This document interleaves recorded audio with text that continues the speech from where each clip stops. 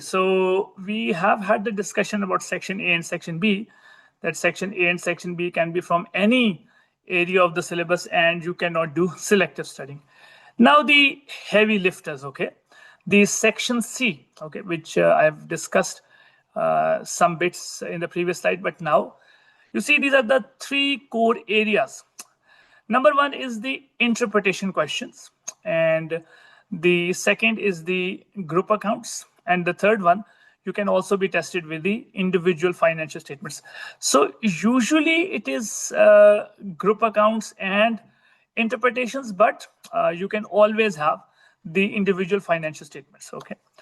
Now the important thing here is that you see the AI is in full flow. Everyone is using AI. The businesses, the companies are also using AI. So now what is the role of the accountant? If the computers can do everything, if they can do all the calculations, all the the clerical stuff of adding up things. So what is the role of the accountants now? Now, due to these things, the interpretation has become the core area, okay, because it is your ability to explain the situation, okay.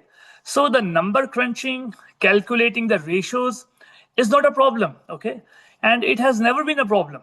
If you see the marks, the examiner would allocate 5 marks, 6 marks, 4 marks to the calculation of ratios, or maybe 8 marks.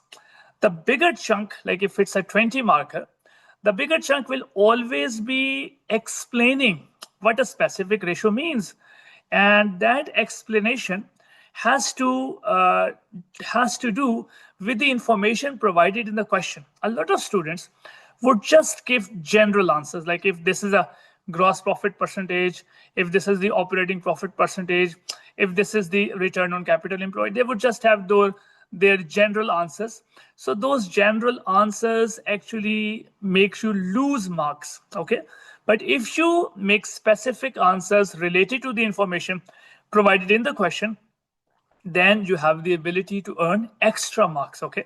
And then you become the 80 plus student, the 90 plus student, and so on, okay? So this interpretation is critical. We have dedicated a specific live session to it, and we have some assignments related to it. So you will be very well prepared how to answer this one, okay?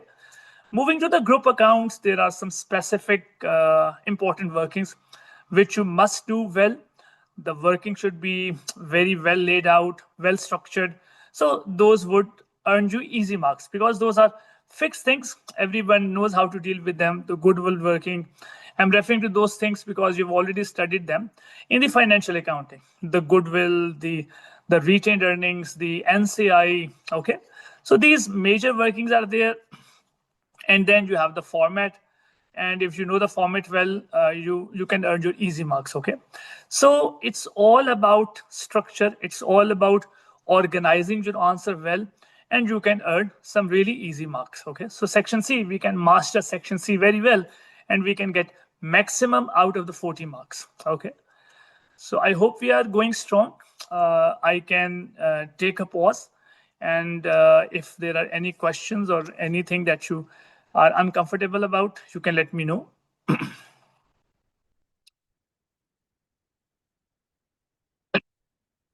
So I hope this is like, I really do not want to get deep into this stuff because we have allocated a reasonable time to every aspect, okay? Through the live session, through the question practice, a lot of content is available on site. So you do not have to worry about it, okay? When you will start the study, you will feel that we have actually provided more than enough, okay? And during the live session, we are going to provide you with more and more stuff, and your preparation is going to be easy. It's just you who has to utilize the resources at your disposal. I have like arranged all the whole site. I will discuss how to use the site, but first of all, let's get through with the these slides to look at the important aspects, and then we're going to discuss everything, okay? So I believe you are comfortable. No questions so far. So let me just clear the drawings and move on to the next.